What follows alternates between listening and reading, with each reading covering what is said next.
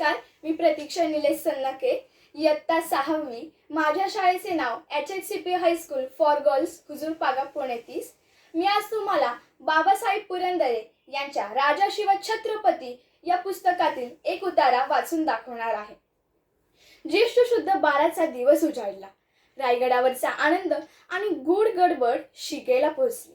रायगड म्हणजे स्वर्गीय नगरी शोभू लागली. दिवस संपून रात्र झाल्याचे भान तरी कोणाला राहिले असेल का? अंधार वगळला तर रायगडावरची रात्र दिवसासारखीच होती. राजमंडळातील सर्व लोकांना कामधामी इतकी होती की वेळ पुरत नव्हता. दुसऱ्याच दिवशी सूर्योदयास 3 घटका अवधी असताना म्हणजे पहाटे 5 वाजता उशपकाली महाराजांच्या राज्यारोहणाचा मुहूर्त होता. हा पहाटेचा मुहूर्तच महाराजांना लाभत होता म्हणून गागाभट्टांनी तो निश्चित केला होता. राज्याभिषेक समारंभातील प्रत्येक विधी अत्यंत अभ्यासपूर्वक शास्त्रीय चिकित्सेने गागाभट्टांनी ठरवलेला होता व ते अत्यंत साक्षीपणे तो पार पाडित होते. ज्येष्ठ शुद्ध त्रयोदशीचा तो शुभमंगल दिवस.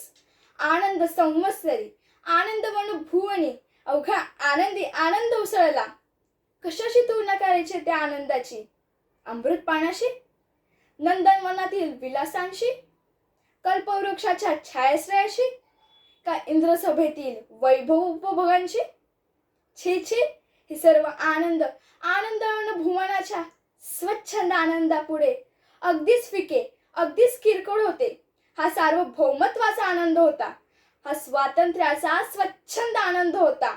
आमचा राजा, आमची सेना, आमचे आरमार, आमचा ध्वज, आमचे प्रधानमंडळ, आमची भूमी, आमचे पाणी, आमचे आकाश आज सार्वभौम सिंहासनावर राजाभिषिक्त होणार होते. आम्ही कोणाचे गुलाम उरलो नाही. स्वतंत्र स्वतंत्र झालो. महाराष्ट्राचा समुद्र, सह्याद्री, प्रजा, गायीगुरे, पक्षी पाखरे, वृक्षलता आज अभिषिक्त होणार होत्या. त्यांच्या मस्तकावर छत्राचा आंबरे झाळणार होती. सांगा सांगा, या स्वातंत्र्य नंदाला आहे का या विश्वात तुलना?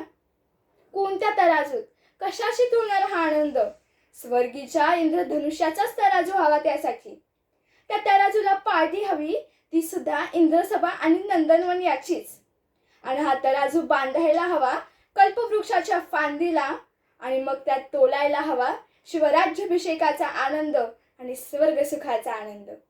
स्वर्गसुखाचे पाडे शिवराज्याभिषेकापुढे ताडकन हवेत उडले असते.